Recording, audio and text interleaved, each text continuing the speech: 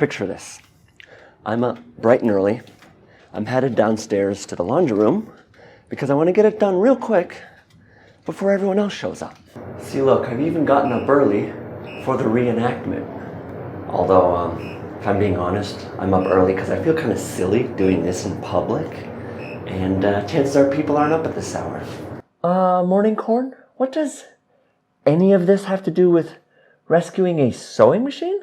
Oh, and also pretend that this is the actual bag of laundry and not the sewing machine I'm about to discover.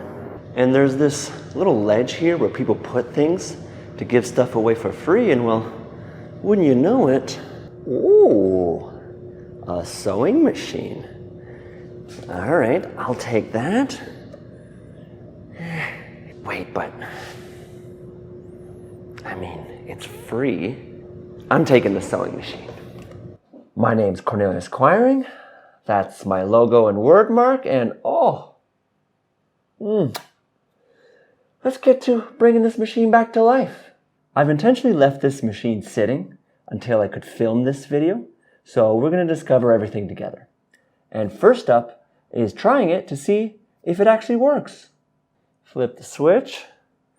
There's light, that's a good sign. And it sews. All right, this is wonderful news. Now, if it doesn't turn on altogether, chances are the motor's either burnt out or broken, or there's faulty wiring somewhere. A very basic overview, but in the simplest of terms, essentially there's one giant loop between all the electronic components. Now, the codes and standards for electronics change from region to region, so unless you have a thorough and good understanding of how it works, I would discourage anyone from playing around with it because, well, electricity, it's dangerous, you know? Bzz, shocks. Now, let's clear out this area down here. Pop this puppy off as well. Just lift that up with a screwdriver, pull it out. If I push this little lever off to the side, I can go ahead and take out the case that the bobbin sits inside. Remove this presser foot. All right. Want to get rid of that needle there as well. Oh, that's stuck in there from a few years. And then I can simply go ahead and just clear all the dust out of there. Good old-fashioned blowing with the mouth. I'm going to get in there with a little bit of TP even, just to wipe it down. Gooey. Go ahead and put that all back together. Next, I want to oil the various moving bits inside of this machine. And in the manuals for machines, it usually describes exactly where you want to do it. Now, chances are you don't have your manual because this is an older machine. But the good news is I've found every manual I've ever needed online. I just Google the manufacturer of the machine and the model number, and then I type in manual PDF, and it's either available for free online or I can buy it for a couple bucks from some random website. Now, usually the name and the model number are written somewhere on the machine.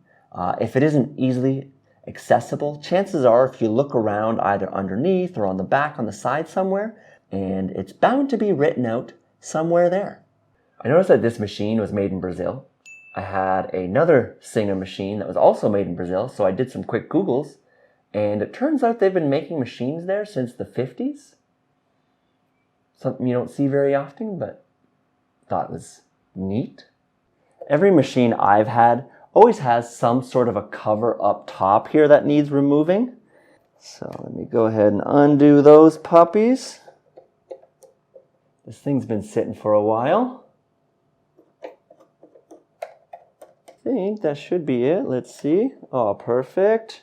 All right, once again, I'm going to start by just getting rid of some of this dust. A little bit of wiping and cleaning as I go along. It's amazing how much dust can gather in here even though it's closed up, you know? Next, I want to remove this little box on the side here. All right. And then I want to oil all the pieces along here that come into contact with each other and cause friction. So if I go ahead and spin that, see how this thing goes up and down? There's going to need to be some oil there, the different spinning spots here. Essentially anything that moves and slides against something else is going to need some oil. So I'm going to be using this oil that is specifically geared towards sewing machines, available just about anywhere online. And what's great about it is that it comes with this extendable spout, or as they call it, a zoom spout, which is fantastic for getting into all those little nooks and crannies. Just pop off the end here. This little thing here, for example, I'm going to put a couple drops in there. And then give it a couple spins just to distribute it. Right in between these two pieces here, you see how there's spinning happening there. I'm going to put some in there.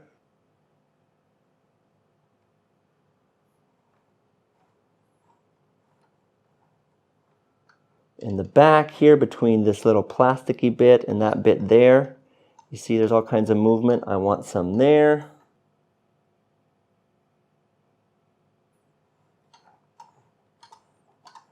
And then a little further down, there's a couple more moving parts that I want to get. Wonderful. If there's any extra, I just want to go ahead and dab that up so that it doesn't end up running down here, and then it'll go down onto the garment that I'm sewing, and I do not want oily garments. Now this is my other machine, but another indicator of where oil needs to be put is when you see a little hole like that, it essentially gives you access to the moving bit inside of there that allows you to drop in a couple drops of oil, which will then get into that bar on opposite sides and lube it up in there. Can we just back up to the very beginning again? And do you notice that there's ads in the elevator of the building that I pay to live in? Ads. Also, check out my pattern drafting courses. Available at that URL right there. And then up top here, anywhere where there's clicky bits or gears, like say down there, or this piece up top here, those are the areas that are going to need some grease. For grease, I picked this up at my local hardware store. It's your basic standard synthetic grease. This particular one happens to be clear. Looks like this gear here could use some fresh grease, so got a bit on my screwdriver there. Just going to hold that in place and turn it around slowly so that it gets covered evenly. These other areas here seem to still be pretty well greased, and if I touch that and rub at my fingers, yeah, it's still got good moisture in it. I can leave those areas. The rule of thumb is that the slidey bits that are close together and get a lot of friction, those need oil. And then the clicky bits that are often a little bit looser and gears, those need grease.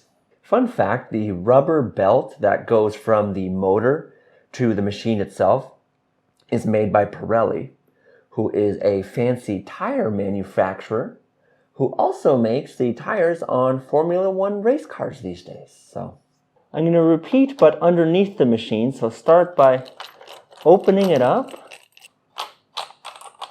This grease here is looking a little dry and old, so I'm just going to put some fresh stuff in there.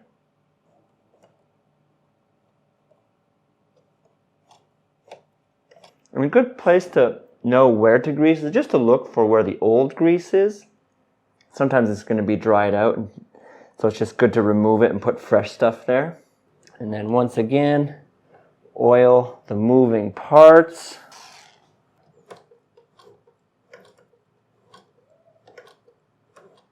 Now, quick tangent, if my machine is skipping stitches or the zigzag stitch isn't working properly, it means the timing is off. And this is where I would adjust it. I would simply undo these two screws here a little bit, spin this piece just a touch, retighten them, and then try the machine again to see if it's any better, and just keep adjusting here until I get it just right. Editing Corn, if you could go ahead and link the video where I talk about this more in depth, that would be great. Thank you so much. And the whole point of oiling and greasing all these parts is to prevent wear and tear for all the bits and bobs in here. But it also keeps everything moving nice and smooth. Like I notice it's slightly easier to turn the wheel now, just because everything has less friction in it. So it seems this particular model of sewing machine was made from 89 until 91, which makes this machine somewhere in the range of 33 to 35 years old. Roughly the same age as me, so we're kinfolk, I guess. Meant to be.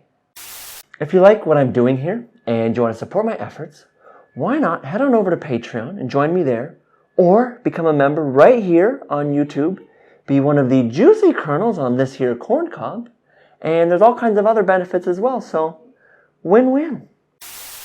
And the last step is to now give this thing a nice cleaning because it is quite dirty and dusty. So Editing Corn, cue a cleaning montage. All right.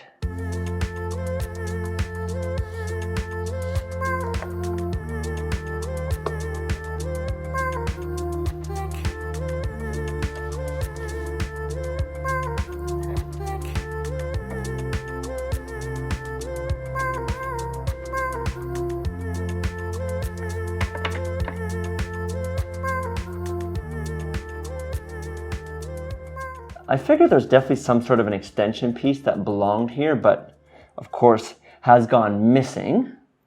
And so I went on Sewing Parts online, and what I really like about them is they have a whole bunch of sewing machine manufacturers and specific models listed out, so you can see everything they have available for each specific machine. And they did have this exact piece listed.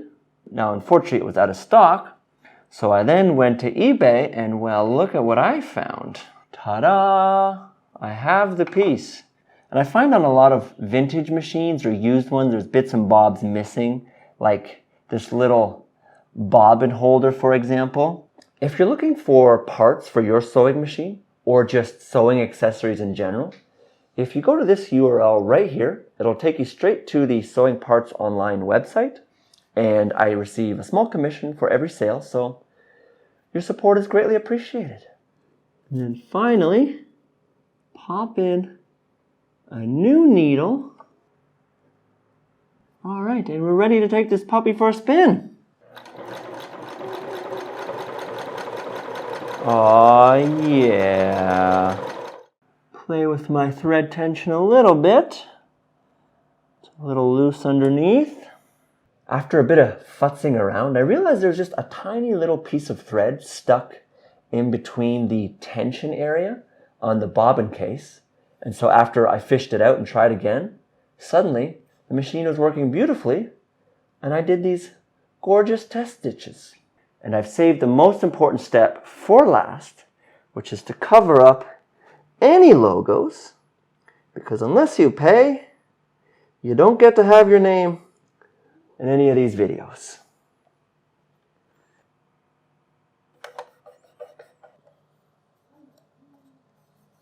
Let me know if you want some stickers. Congratulations, you've made it to the very end of this video.